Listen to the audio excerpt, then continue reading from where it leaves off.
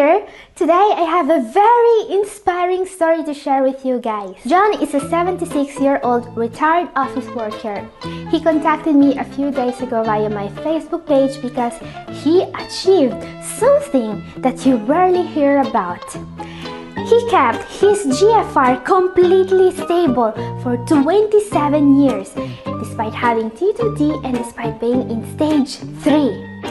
John discovered 27 years ago that he had severely reduced GFR, and that was caused by his T2D. His creatinine was too high and it was rapidly increasing. He needed to do something. Now, for many other people of his age, having these issues for 27 years means only one thing: ending up depending on the Big D machine for the rest of their life. But not for John. He achieved something absolutely remarkable. So let's hear from him now.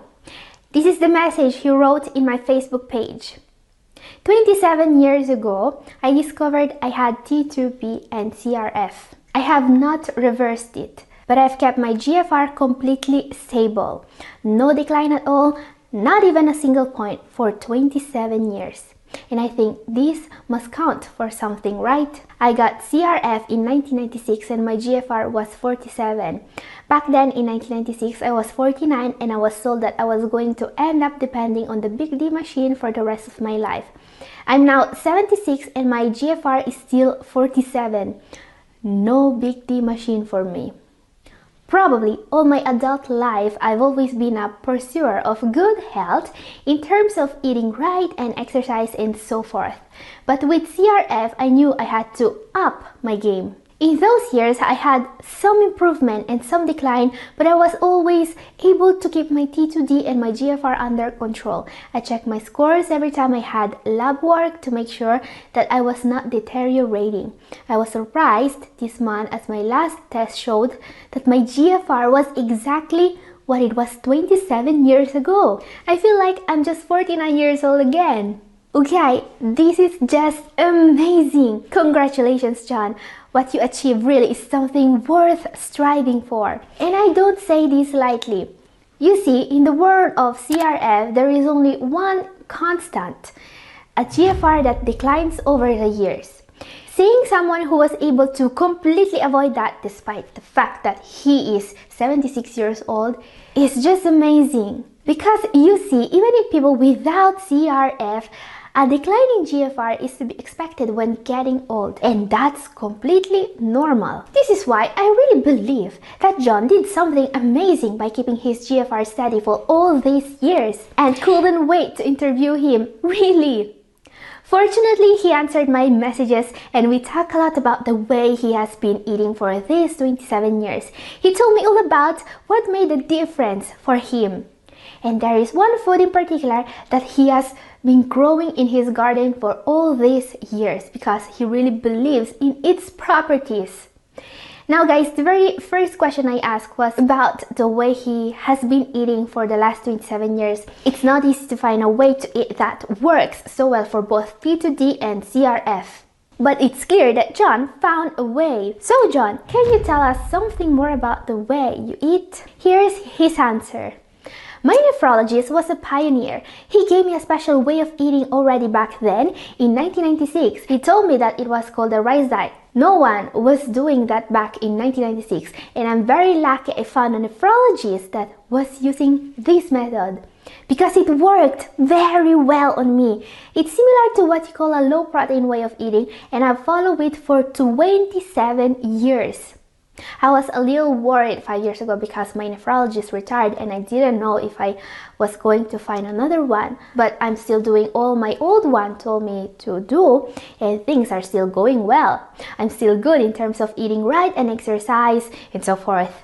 Okay, thank you for sharing this. Now, it was a shock for me finding about someone who was given a LPD or something very similar to that back in 1996. A LPD is a way of eating that involves eating no high protein foods at all. No meat, no fish, no dairy. Even beans and nuts are usually only present in moderate amounts. So the LPD can really help, but it is still finding its way very slowly in 2023. Which is a shame because You know, this is a way of eating that can really make a difference. John is living proof of that. And this way of eating even works in people with T2D. We know this today. There are large studies supporting its efficacy in those with T2D. Now the thing is, the LPD wasn't common at all in 1996, so John was very lucky to find a competent nephrologist. Now the question is, can a LPD really make a difference? But this is not a question for John, even if we are going to hear more from him. This is a question for science. You see, historically, there has always been mixed evidence in the possibility of the LPD of keeping people away from the big D machine. And the reason why there is still debate about the efficacy of this way of eating is just one: adherence. Adherence is a term very used in this field and very dear to all practitioners. It means the ability to stick to a plan or a regimen. You know, most people do not stick to their eating plans. People always start full of good intentions, and then sometimes after weeks, sometimes after months, they give up and switch back to their previous patterns. This is why many people, some nephrologists included, still believe that a LPD can't help you, and that's very bad. Today we know, thanks to a very large study, that the LPD can actually help those with T2D. Now this meta-analysis was conducted on 506 participants, all with CRF in stage from 1 to 3 and T2D. What they found out is that eating low amounts of protein every day means being able to slow down the decline of GFR, so it delays ESRD. And it's not just that. Proteinuria was also decreased significantly, according to this large meta-analysis, in those following a LPD. So to answer the question, why the LPD only works for some people and not for everyone? Well, according to science, the answer is adherence. And John can confirm that. John was able to stick to his plan for 27 years, and that's a remarkable achievement. It made all the difference for him. So I asked him, John, an LPD is not an easy plan to follow. How did you manage to be so successful with it? Here's his answer. I think there are several important things about the way I eat that made this possible. I've not had a single piece of meat since 1996. I've not had a single serving of dessert either. And another habit that I had always been good at, and that was eating greens. My new nephrologist says that eating green is great to keep an alkaline system. I heard you talking about the alkaline system too. So what I do is eating 6 servings of greens from my garden every day. And of fruit, of course. This makes everything easy. Yes, the alkaline way of eating. This is really important. Thank you, John, for bringing it up. Because when you stop eating meat and protein in general, you are not just delaying ESRF. You are also protecting your body from acidity and phosphorus. These are two of the most serious dangers for people with CRF in general, and I never see them being addressed with sufficient efficacy. You see, excess acidity in those with CRF is a condition called metabolic acidosis, and it causes a lot of issues. It's one of the main reasons why many people have too high potassium levels. For example, phosphorus is another underestimated problem. Extra phosphorus causes body changes that pull calcium out of your bones, making them weak. It's also dangerous for the cardiovascular system. And we can avoid all these issues with a diet lower in protein. But we must stick to it. This is why I also asked John, what advice would you give to someone who is just starting his journey with CRF? He answered, stop eating convenience food. That was the biggest change for me 27 years ago. I will never not appreciate how convenient food is in the US. From roadside restaurants and fast food to 24-hour grocery stores and popular fast-at-home food options, the United States food culture is all about filling you up fast and getting you on your way at any time during the day. I have learned it's both the greatest and worst thing in the world. Let me explain. As my new nephrologist told me, Americans have a weird relationship with food. We don't treat it the way we should. We eat food not as an activity, but as an idle behavior.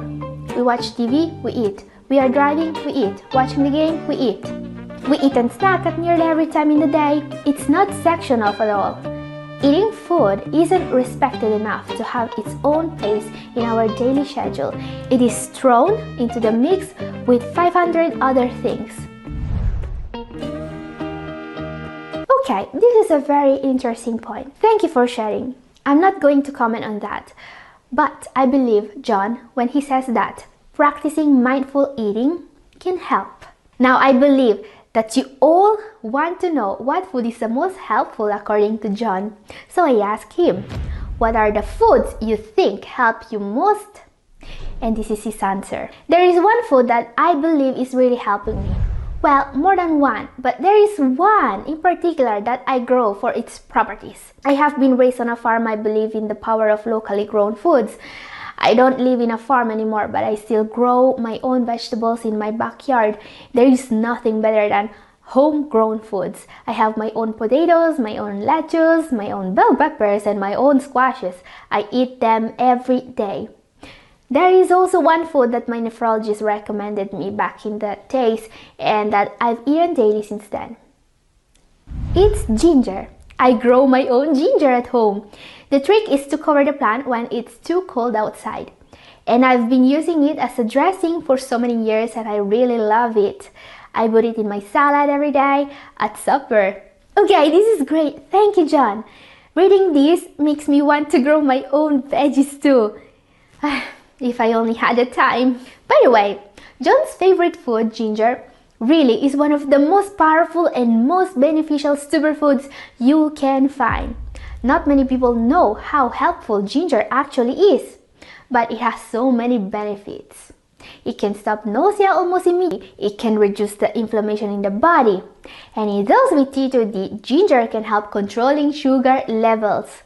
Now, recent studies are examining one particular benefit of ginger that's maybe even more effective in slowing down CRF. Ginger can actually lower proteinuria levels. So if you want to try a very effective way to add ginger to your eating plan, this video up here is let's add just enough water for the blender to work. And don't forget to add a couple of ice cubes. Time to taste it.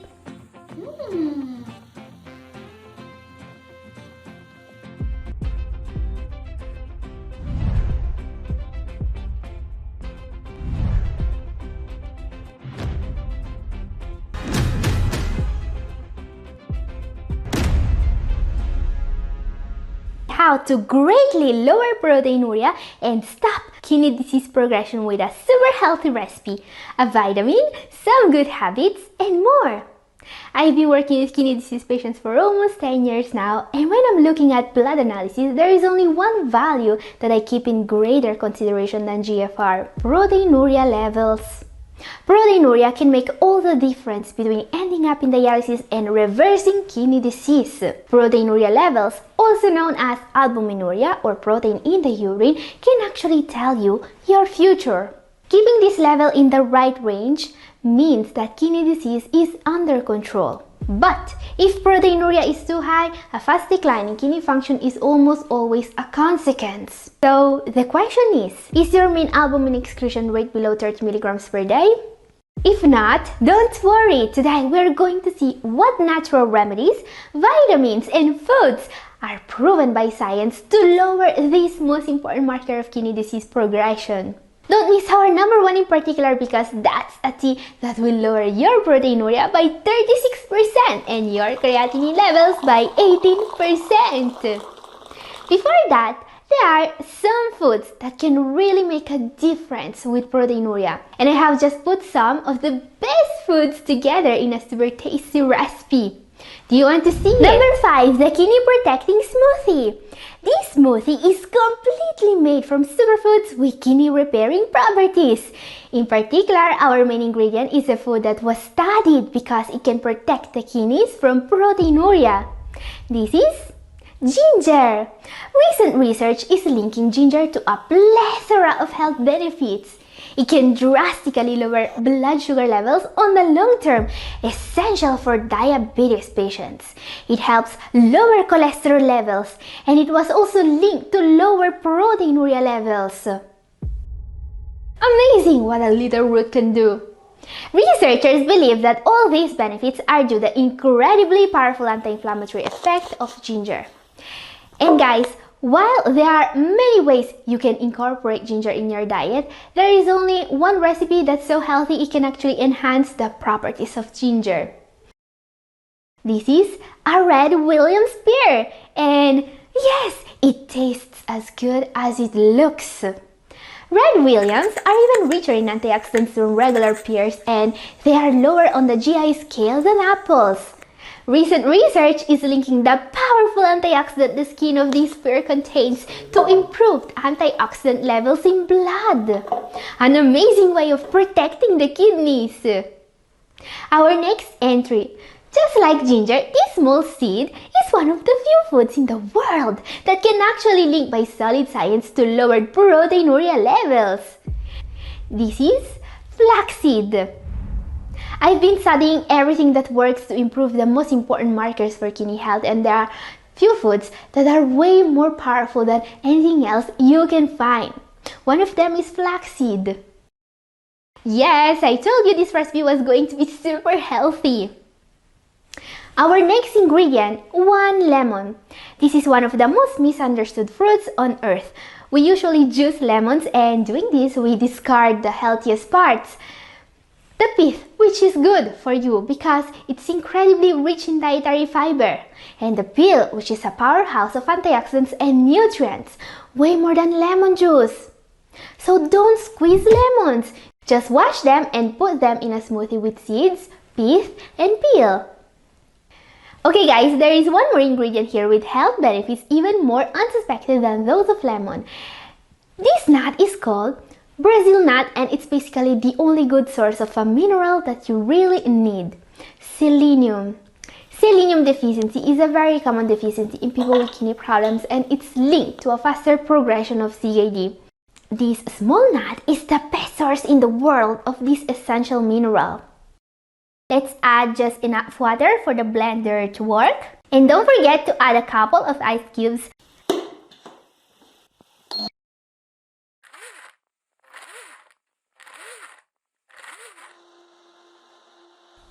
And guys, this smoothie is amazing and it tastes so good. But there are certain remedies that are incredibly powerful when it comes to lowering protein in the urine.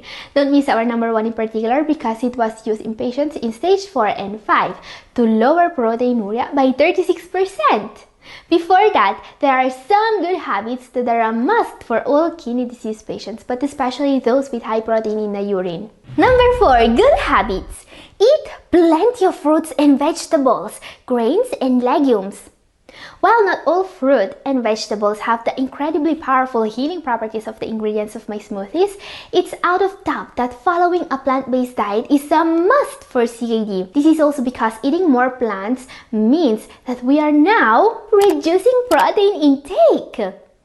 Now, one may think that eating less protein directly reduces the amount of protein in the urine. And while this result is actually to be expected, the reason why reducing protein in the diet reduces the protein in the urine is more complex. Science says that in case of CKD, the less protein in the diet, the better the kidneys are going to work. This also means that they are going to leak less protein in the urine. And also, drink water at regular intervals.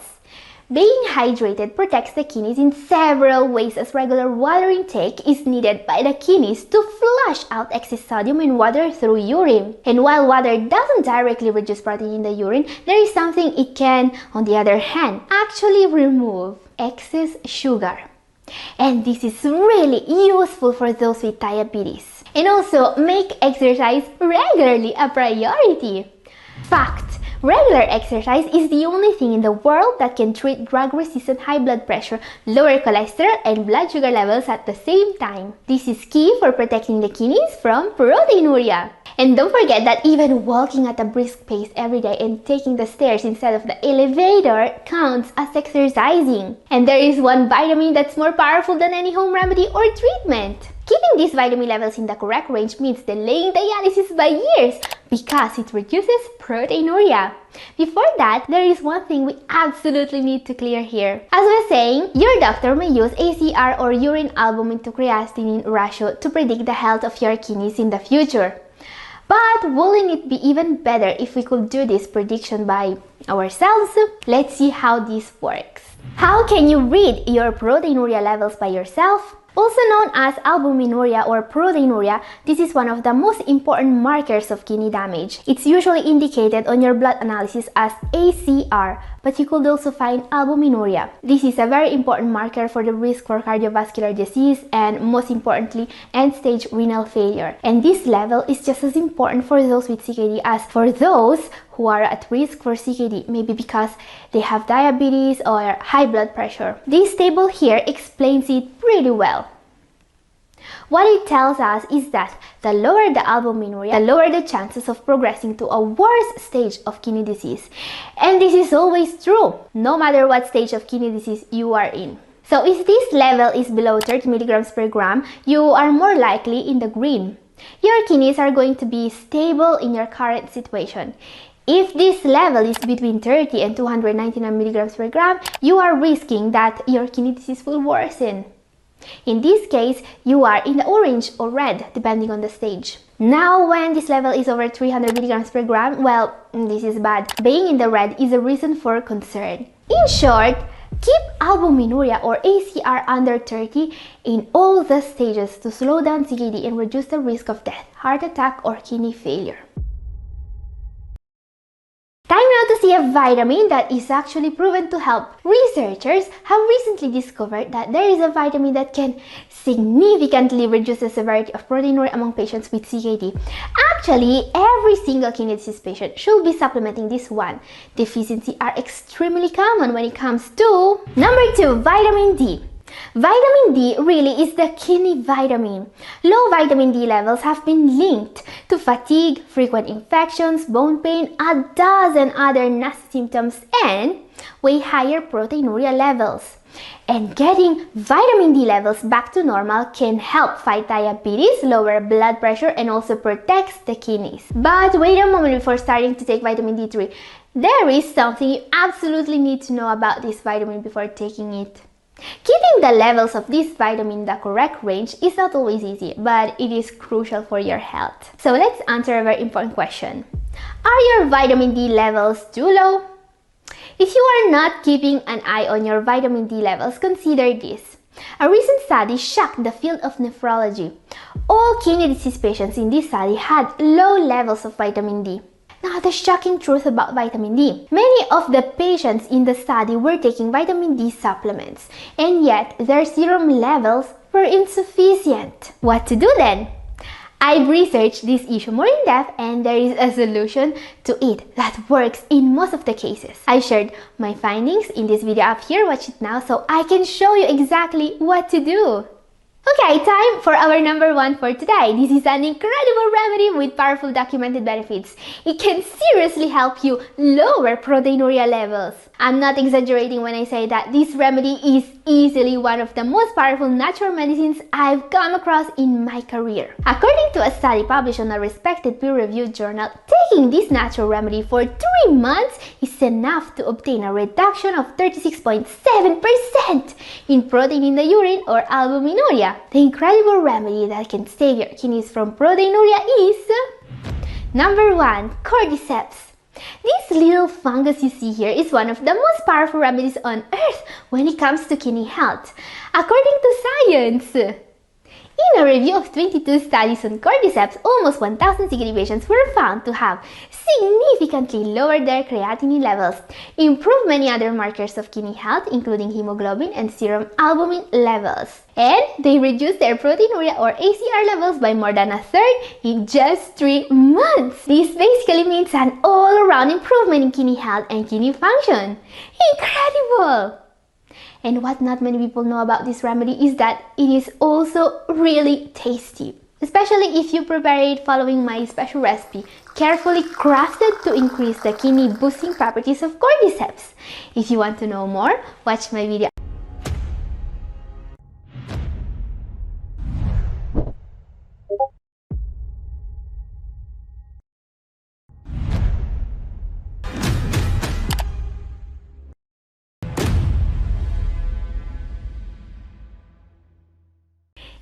video, the 3 ancient supplements with the most stunning benefits for your kidneys. And I spent a significant amount of time researching supplements for kidney health because I've seen firsthand how they can make a huge difference. I've witnessed how much they can help people avoid dialysis and live longer and happier lives. This is why today I want to talk about the 3 most effective ancient remedies you can find. Supplements that are actually proven to help lower creatinine levels and that most people are not actually taking advantage of. Because if you ask, well, most doctors, taking natural supplements and herbs is not good for people with kidney disease. And in many cases, these are the same doctors that will tell you that there is nothing to do about your kidneys. You just wait for dialysis.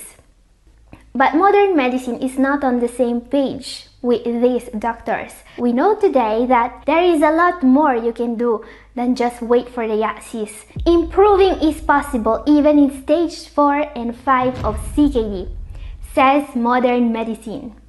And while there is no doubt that you need the right diet and lifestyle to improve, you should never underestimate what complementary medicine can do for you. Because while not everything that's natural is safe, so be careful, there are some supplements that have been widely tested on people with CKD. And some of them can really help you. They can really make a positive difference. But since I don't want to recommend taking too many things, today I only want to focus on the 3 most effective supplements out there. There are 3 natural supplements that have been used with success on a very large number of kidney disease patients. Only 3 have given positive results on thousands of kidney disease sufferers. And that's why I'm here to help you. I've done the research, I've analyzed the data, and I've selected the 3 most effective ancient remedies for kidney health that you can use today. Before I start, please keep in mind that you want to consult your nephrologist before adding any new supplement to your regimen.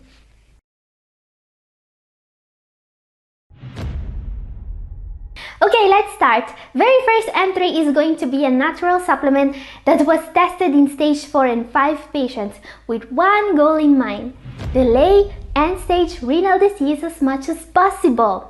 And the results they obtained were impressive. In particular, stage 4 patients were able to increase their GFR by 12.4% in just 3 months, as we can see here. What they use in this study is Astragalus membranaceus. This is a type of flowering plant that is used to help with various conditions, especially diabetes and kidney disease. The root is the part containing the active compound, but you are most likely to find the extract for sale. So, what are the benefits of this root? Studies say that it can lower blood sugar levels and treat diabetes. As we can see in this meta-analysis, Astragalus significantly reduced fasting plasma glucose in people with diabetes. Fasting plasma glucose is the most important marker of diabetes, and this meta-analysis involved 1,054 participants. We can be sure that these results are solid. But there is more, because Astragalus was also studied on kidney patients without diabetes. In 22 studies that involved 1,323 participants to be exact. And well, the results were pretty impressive. On average, participants were able to decrease their creatinine levels by minus 21.39 millimole per liter. And yes, this makes Astragalus one of the 3 most impressive ancient supplements for kidney disease, in my opinion. So if you want to try Astragalus, there are 2 ways to do so. First of all, you could take the extract. In most studies, test subjects took 2.5 grams of Astragalus twice a day for up to 1 year, which is the equivalent of 250 milligrams standardized extract. You can easily find it on Amazon. Now, I don't recommend these to people who receive a transplant, and in any case, talk to your nephrologist before starting it, even if it's safe and it doesn't have interactions with the most common prescription for kidney disease. And if you want to learn more, I've made a full video about Astragalus. It's up here and also down in the description. Let's see now an ancient supplement that I use basically every day. I really love its powerful anti-inflammatory and energizing effect. But the reason this one is in my short list is another. Patients with diabetic kidney disease can benefit from a huge drop in creatinine levels when taking this supplement. The supplement I'm talking about is a special type of ginseng called Panax ginseng or Korean ginseng, which is not the same as the ginseng people usually drink, so keep this in mind if you want to try it. Today, Panax ginseng is one of the most widely prescribed and intensely studied supplements in complementary medicine. And I love ginseng. It's a great alternative to coffee and it makes me feel great. It can boost blood flow, which is an amazing way of improving kidney function. And it lowers cholesterol levels according to studies. Now the best part, people suffering from diabetes are going to get incredible results from it.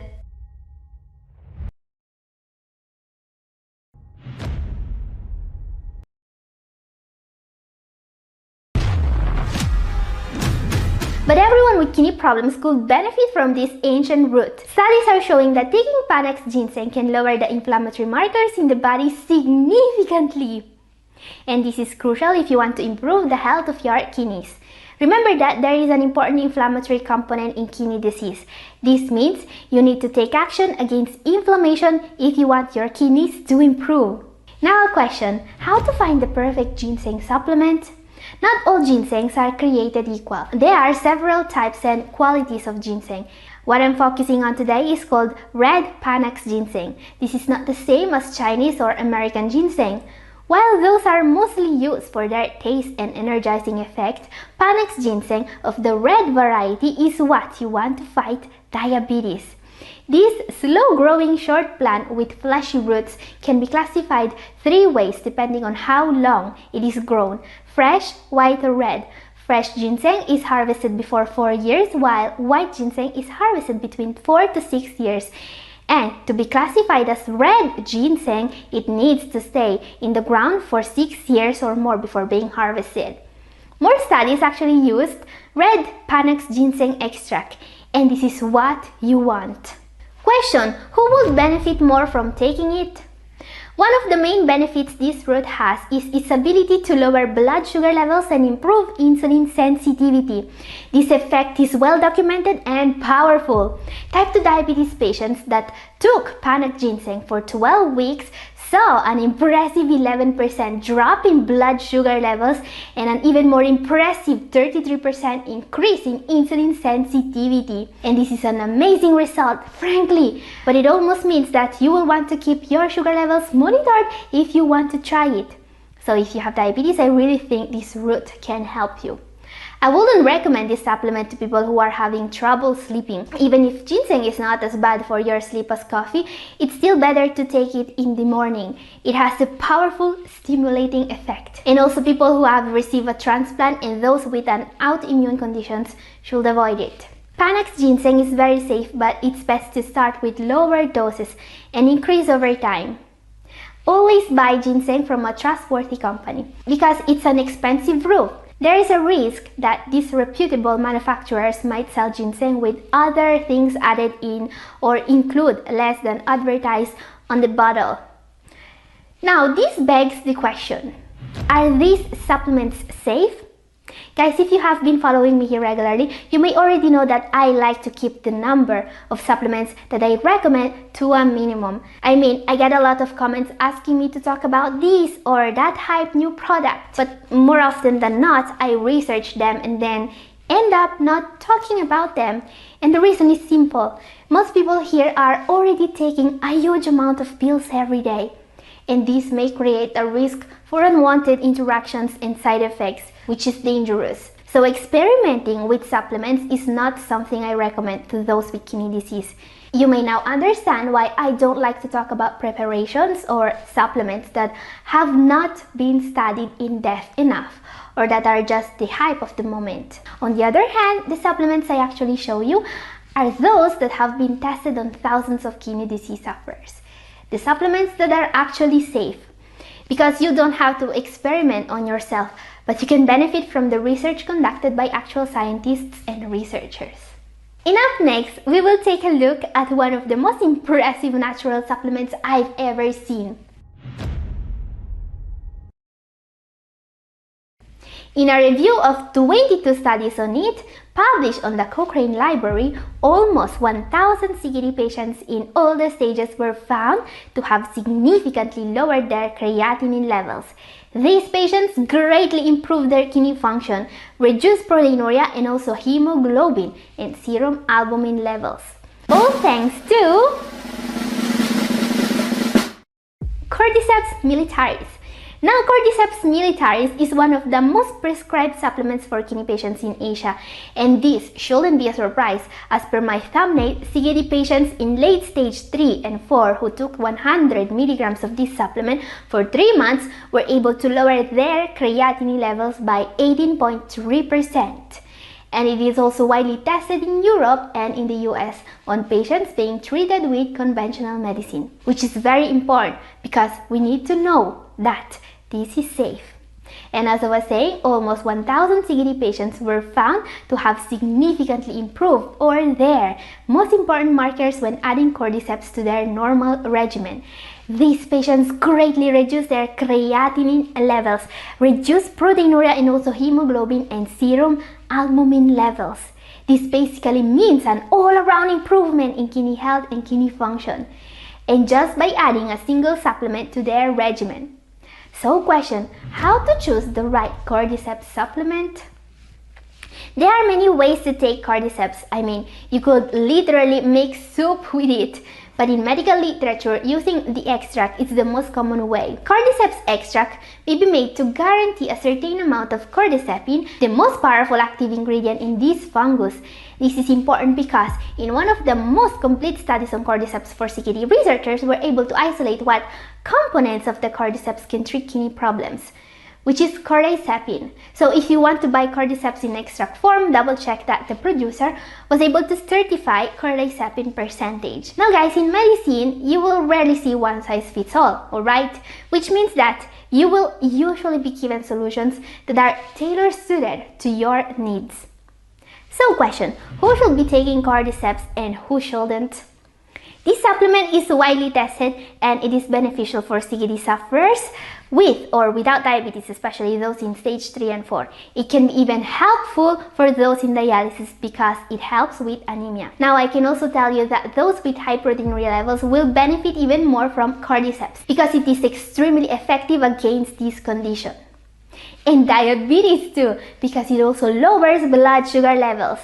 But this also means that you need to monitor your levels regularly, okay? Now, Cordyceps is safe, but I wouldn't recommend it to transplant receivers. And guys, as I was saying in the beginning of the video, these supplements can help.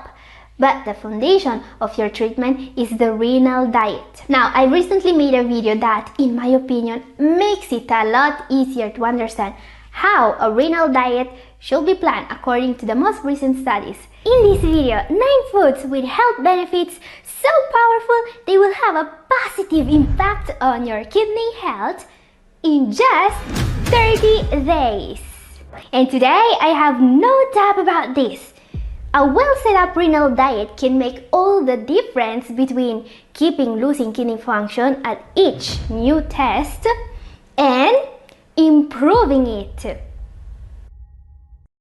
I have witnessed many times how a renal diet can transform the lives of kidney disease patients, especially when combined with a few well-chosen supplements. And we have also seen that this kind of impressive results are also documented in medical literature. Patients in all the stages, 4 and 5 included, have been documented reversing the decline of their kidney function. This is why today I want to focus on the 9 foods that can really make a tangible difference in the shortest possible amount of time. Okay, before we start, a quick disclaimer. I always recommend consulting a nephrologist and a renal dietitian and have them set up the renal diet for you. This way, you will always make sure you are getting the right amount of calories, protein, carbohydrates, and so on every day. So also consult them if you are not eating one or more of the foods of today's video and you want to add them to your diet. Our first superfood is great because it's the source of a unique nutrient with rejuvenating properties. This is natto. Natto is a Japanese delicacy, a dish made from fermented soybeans. Everything about this oriental breakfast staple is healthy. Soybeans are one of the only plant-based sources of protein that is also of high biological value. Great for those patients that need to limit protein intake but still need some protein in their diet. And many people believe that natto actually is the reason why Japanese people live longer and have few chronic diseases. Natto is the only source of nattokinase, an enzyme that lowers blood pressure and dissolves blood clots. People with high blood pressure were able to lower their blood pressure by 3 to 5.5 millimeters of mercury just by supplementing this enzyme. And this is not all. Natto is also a probiotic food. So question, how often should you eat natto in order to make a difference? This food is not the easiest to find, but it's not impossible either. Many Japanese or Asian specialty markets carry it. Also, since this is a packaged food, you can buy it on Amazon. While I don't recommend eating it every day unless it is readily available where you live and, well, you really like it, I still recommend having a good source of probiotics on a daily basis. There are several great options available: kefir, kimchi, sauerkraut, kombucha, tempeh, and more. Or in alternative, you could take a probiotic supplement. Because you see, gut health can really make a serious difference in protecting your kidneys in all the stages. This is why you should also consider improving your fiber intake with foods such as barley. This ancient grain is amazing. It is low in GI and phosphorus, and it also boasts anti-inflammatory properties. Barley contains betaine, a nutrient that may help reduce inflammation. Barley also contains beta-glucans, a type of fiber linked to lowered cholesterol levels. Even more important, soluble fiber can bind to several toxins in the gut, especially uremic toxins. And it also feeds the good bacteria in your gut, making sure they will help you protecting your kidneys. But how often should you eat barley in order to get the benefits? You should eat whole grains and other foods high in soluble fiber on a daily basis, even if you have diabetes. According to several studies, higher dietary fiber intake is associated with both decreased inflammation and a slower progression of chronic kidney disease, even in people in the advanced stages. So focus on having as many fruits and veggies in your diet as possible if you care about your kidneys, and don't forget about whole grains. And guys, these foods are not just tasty, they can actually make a difference. So if you think this information is useful for you, consider sharing this video with anyone you know who may also benefit from a healthier diet. Up next, a food that protects your kidneys by reducing oxalate absorption. I'm talking about pumpkin seed. Pumpkin seeds are one of the most commonly consumed types of seeds in the world, and I believe you should consider them for your eating plan. The reason is a recent study. This study found out that just by eating pumpkin seeds more often, people with recurring kidney stones were able to decrease the risk for calcium oxalate formation. Amazing benefit! Yes, many people are told to avoid seeds because they are rich in oxalate, when you can actually eat them to reduce your risk for hyperoxaluria and kidney stones. And this is not all. Another study linked pumpkin seeds consumption to significant improvements in cholesterol and diastolic pressure. This is because pumpkin seeds are the richest food in the magnesium on heart. No other food has a whopping 150 milligrams of magnesium, or 36% of the daily value, for just 28 grams or 1 oz. Now, magnesium is key for kidney health, also because it is needed by the body to metabolize vitamin D. Make sure your diet is full of high magnesium foods such as dark leafy greens, nuts, seeds, and beans. You should have some of these foods every day. Speaking of nuts, there is one nut that has shown some incredible benefits in terms of improved kidney health. I'm talking about Brazil nuts. Brazil nuts are another great source of magnesium. But the reason why I always recommend consuming just one of these every day is a different mineral. Selenium. Selenium is a mineral that's been used to fight kidney disease in medical literature. You see, a deficiency in this mineral, which is pretty common, is considered a cause of kidney damage. Even better, correcting this deficiency has been observed to boost kidney health. In this placebo-controlled trial, those supplementing selenium as well as CoQ10 for 48 months had a huge improvement in kidney function. We're talking about a 14 points improvement in GFR here. So yeah, consider adding Brazil nuts to your diet. You could also supplement selenium, but by eating 1 to 2 Brazil nuts per day, you will get the same amount of selenium that people in this study got from supplements. But instead of adding more pills, you will be eating a super tasty snack, which is also rich in healthy fats, copper, zinc, and vitamin E. And speaking of foods that may decrease your need for pills, I cannot avoid mentioning the best way to need less antihypertensive medications. I'm talking about garlic. Hypertension is the second leading cause of kidney damage, and there are tons of studies telling us that garlic is extremely effective against hypertension. In particular, a recent meta-analysis of 12 trials and 553 hypertensive participants confirmed that garlic can lower systolic and diastolic pressure by an average of 8.3 over 5.5 millimeters of mercury. This is comparable to what you will get from standard antihypertensive medications. But while most antihypertensive medications have been linked to a long list of unwanted effects, including causing too high potassium levels and even kidney damage, garlic has a long list of benefits. It's an anti-inflammatory, it helps with diabetes, it can actually improve your insulin resistance while also increasing insulin production, and it also helps with cholesterol. It has immune boosting properties, it helps with gut health, it helps athletic performance, and more. A question for you guys. Do you already have these foods in your diet? Do you plan on adding them? Let's talk about it in comment section. And how often should you consume garlic to get the benefits? Garlic is so powerful when it comes to protecting the kidneys that many people use it like a supplement. They take it every day, even more than once per day. And my advice here, if you want to benefit from garlic, is to monitor your blood pressure and take enough garlic to reduce your dependence on antihypertensive medications. So what I will do here is starting with 2 medium cloves of garlic per day and then increase the quantity until the desired effect is reached. And also consider consuming the next superfood daily. Yes, up next there's a food that when paired with garlic will help you seriously reduce your need for medications. I'm talking about beets. Beets are, in my opinion, one of the healthiest veggies out there. Beets are very rich in folate or vitamin B9, which protects blood vessels and reduces the risk of heart disease, stroke, and it also protects the kidneys. Beets are also naturally high in nitrates, a very powerful vasodilator. This is the main reason why beets are so good against hypertension.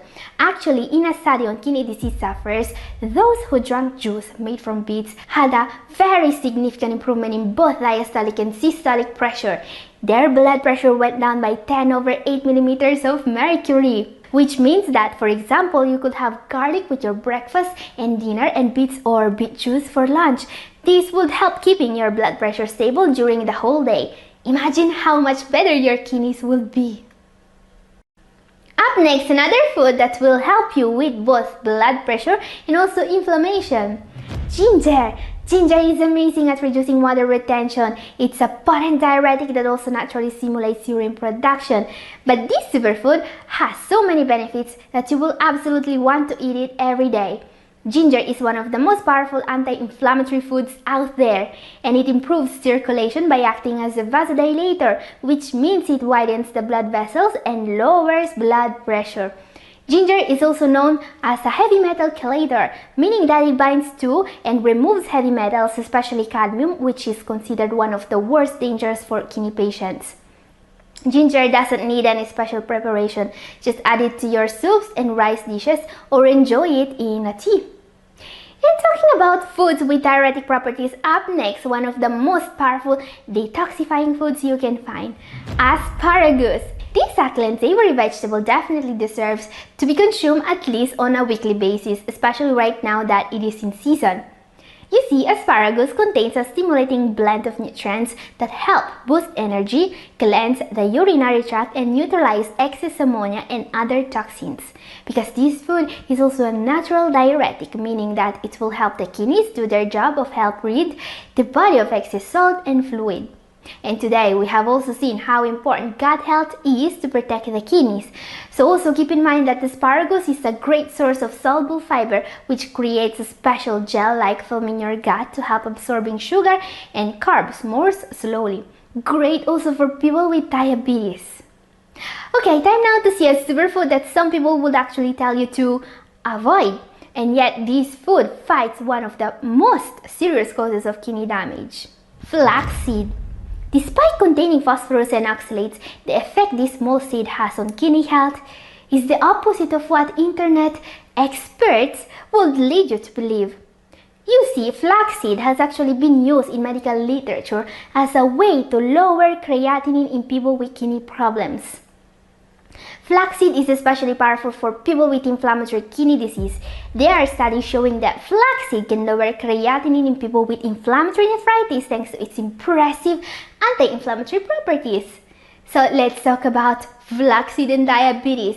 In an 8-week study in 57 people with type 2 diabetes, those who consume 1 ounce or 30 grams of flax seeds per day experienced significant reductions in HbA1c compared with those who didn't. So we are talking about a superfood that not only reduces inflammation in the kidneys, but that also fights diabetes, the #1 cause of kidney failure in the world. And I mean, when you look at this, it's ridiculous to think that some experts are still telling people to avoid this food. And guys, if you want to learn more about internet misinformation and how dangerous it may be for people with kidney issues, my video. In today's top 5 of the worst health advice on the internet, a grown-up man convinced that he gained weight by eating 1 banana. So let me put a banana in this motherfucker. On to something. A doctor recommending people with hypertension to eat more salt? A health expert convinced that breakfast is just a myth.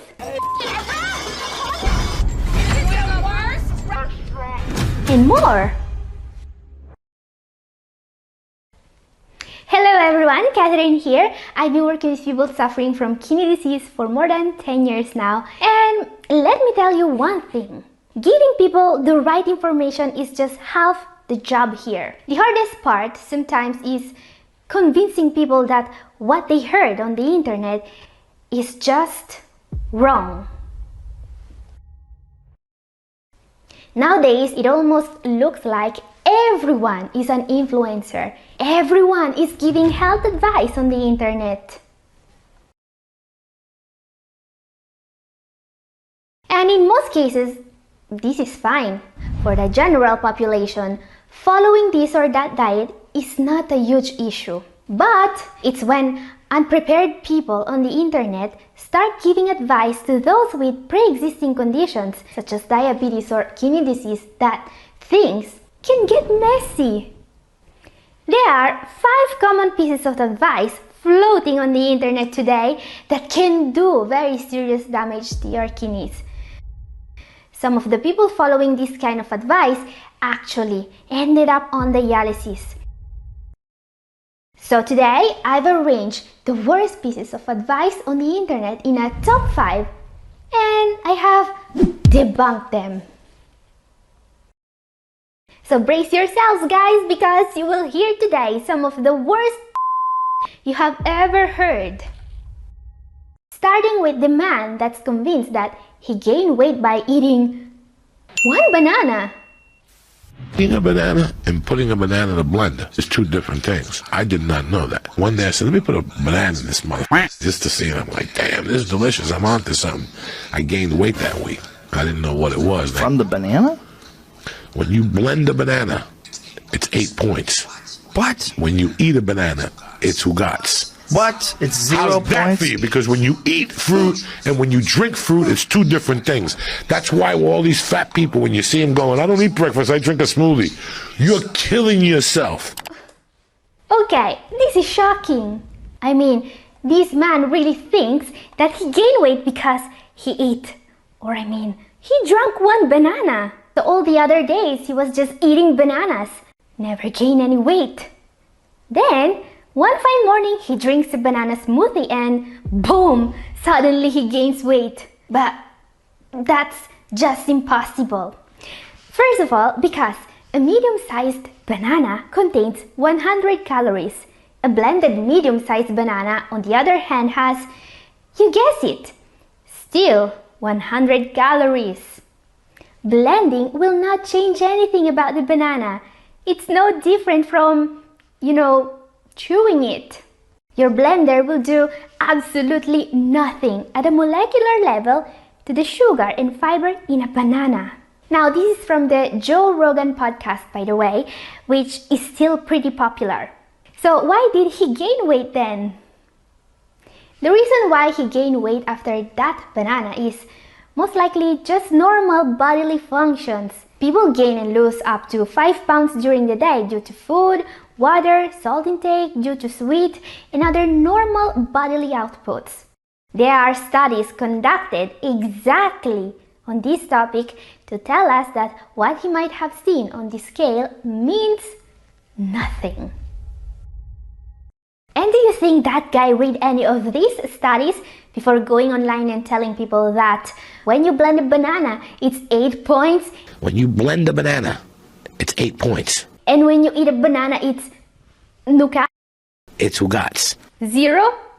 No, I don't think so. I don't think he is reading any scientific publications at all. This is why we can safely assume that many of the opinions these people have are worth exactly that. Nuka. It's ugats. 0. Now guys, if you think the advice that guy is giving is bad, you can click the like button so more people will know about this. And also consider sharing this video with a friend. And if you know about more disinformation that you want me to debunk, let me know in comment section. Now I know what you may want to ask. Yeah, this is bad advice, but how is it dangerous? Well, it's dangerous because smoothies can be a great way, for example, of eating more veggies.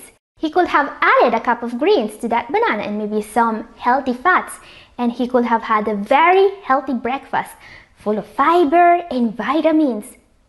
But instead, he told you to give up a good habit, and that's dangerous misinformation. Up next, another dangerous myth about breakfast. Let's take a look. Breakfast is the most important meal of the day. Breakfast cereal, cereal manufacturers back in the day actually came up with this. Promoted this. Yeah, there's nothing. Makes sense to me.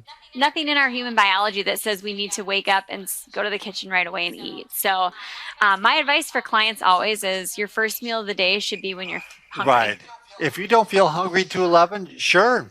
And then you're somewhat fasting. Correct. What? So in short, they say that you don't actually need breakfast. And that's because the phrase breakfast is the most important meal of the day is just a myth created by morning cereal advertising. And well, that part is actually true. We don't have that saying in Italy, for example, so it's not universal. But what about the rest?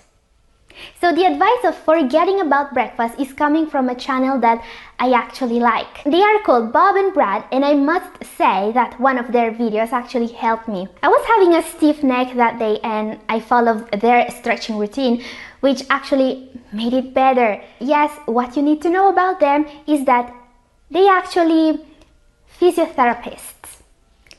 And in this video, Bob was actually interviewing a self-proclaimed nutrition expert. But how bad can actually be the advice of not eating breakfast unless you are actually hungry? No one can end up in dialysis by doing that, right? Right? Well, unfortunately, I have bad news for anyone following this advice. You can actually seriously damage your kidneys by skipping too many breakfasts, says science. A very large study conducted on 4,370 participants was actually able to prove a link between the number of breakfast participants had in a week, and the incidence of chronic kidney disease. Now, to be more specific, people seldom having breakfast were significantly more at risk for CKD. So yeah, it's very dangerous misinformation telling people that breakfast doesn't matter. It could actually damage your kidneys. This also means that if you are doing intermittent fasting, you should only do it for a pre-established amount of time, not forever. Up next, what could be even worse? Drinking Himalayan salt water can do wonders for your body. The Himalayan salt provides the body with electrolytes, which regulates hydration. Some of the major electrolytes the salt provides include sodium, potassium, calcium, and magnesium. Millions of people worldwide are suffering with high blood pressure. Decreasing the water retention will decrease the possibility of having high blood pressure. Okay, this advice is so bad. So bad. This is going to be so hard to beat in today's top 5. So yeah, Dr. Mandel this time is saying that if you drink water and Himalayan salt, you are going to lower your blood pressure. Doesn't he know that salt is going to raise blood pressure? That's incredible! High blood pressure is a serious condition, and I really hope it doesn't affect any of the 253,000 people who actually watch this video. You know, the advice of adding more salt to your diet can be very bad if you have hypertension. Very dangerous. And Himalayan salt is really no different from regular table salt in terms of effects on blood pressure. Now, Dr. Mandel says that Himalayan salt is going to lower your blood pressure. What?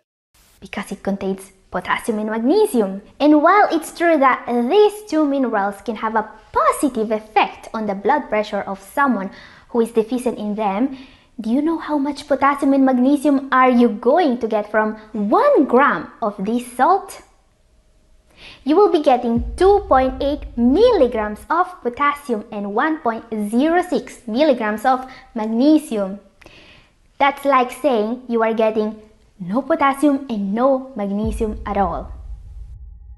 You see, an adult needs around 3 to 5,000 milligrams of potassium per day, and Himalayan salt only has 2.8 milligrams per gram, which means that to get any significant amount of potassium, you will need to have literally enough Himalayan salt to yourself. And I'm not exaggerating, because Himalayan salt is really not different from regular table salt in terms of sodium content. I really wish that they could stop recommending it, especially to people with high blood pressure. Okay, sodium in excess can be really bad, but what's coming next is even worse. Let's see.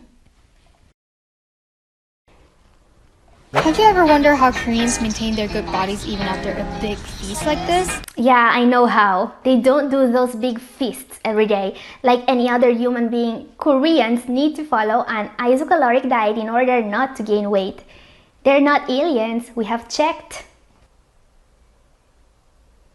You need to drink this once a day. They contain Garnicia kombucha and they work to stop carbs from being transformed into fat. Oh, I get it. She was just trying to sell some supplement.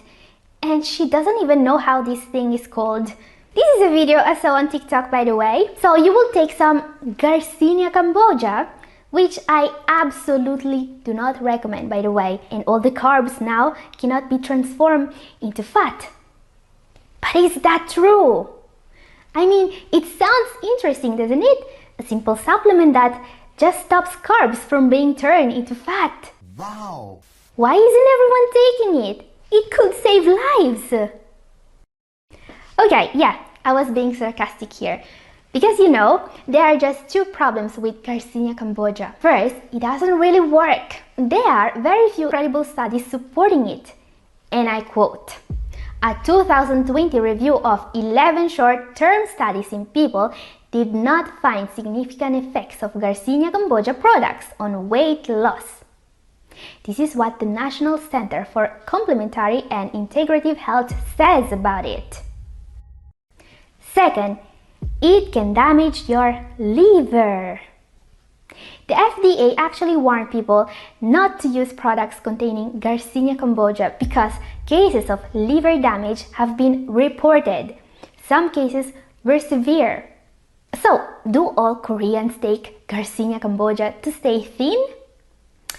No, they don't. Or the number of Koreans with liver failure will be staggering. And it isn't, fortunately. But yeah, how can they still try to sell this on TikTok baffles me.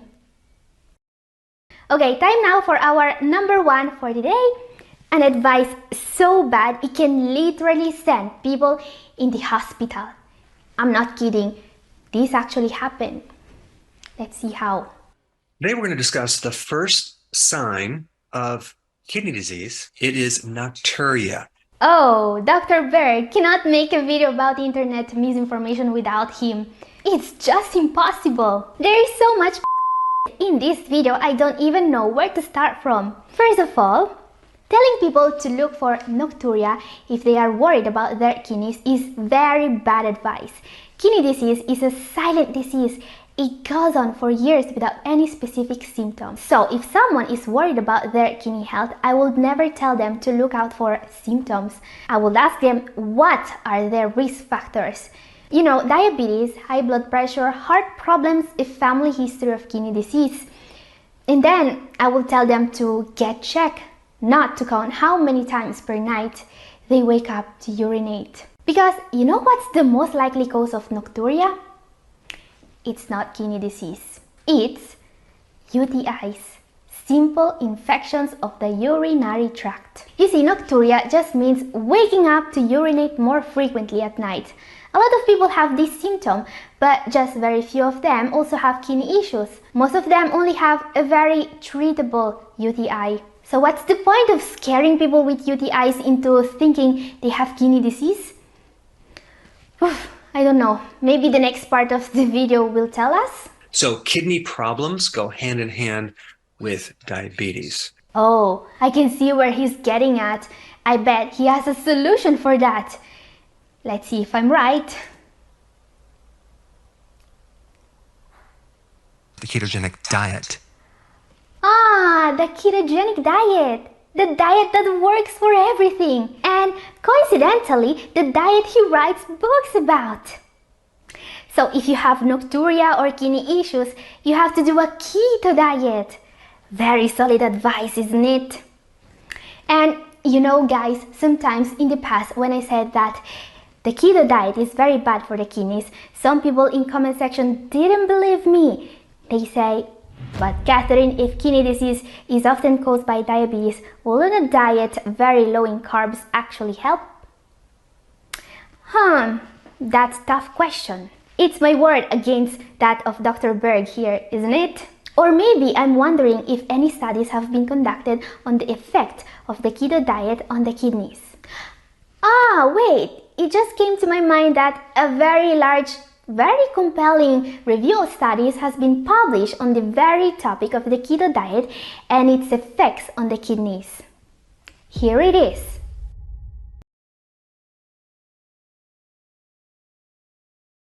Please notice that this was published on the Frontiers in Nutrition Journal, which is one of the most prestigious papers in the world of nutrition, by the way. Here's what they say about the keto diet and kidney health.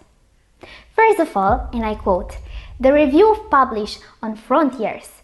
For those without chronic kidney disease, one of the biggest potential risks of the ketogenic diet is the development of kidney stones. So yeah, the keto can make your body so acidic that you will have kidney stones. Nice. And also, and again I quote, high protein consumption facilitates hyperfiltration, a phenomenon of increased blood flow to the glomerulus, which is tough to lead to long-term damage in those with CKD. Finally, the acid load from the ketogenic diet may worsen metabolic acidosis and kidney disease in those with CKD. So modern science is very clear on this. Do not, and I repeat, Do not do a keto diet if you plan of keeping your kidneys. And what about diabetes? Wouldn't the keto help with that? Well, the keto diet is not just completely debunked when it comes to diabetes. It's way more dangerous compared to any diet that doesn't come with the crazy reduction in carbohydrate intake the keto prescribes, and it won't give better results. Now guys, it's even more concerning that there are reported cases of people hospitalized that ended up needing dialysis just because they had diabetes and started a keto diet. In my video up here, I've talked about this if you want to know more. And this is all for today. Thank you for watching. God bless you all. Bye.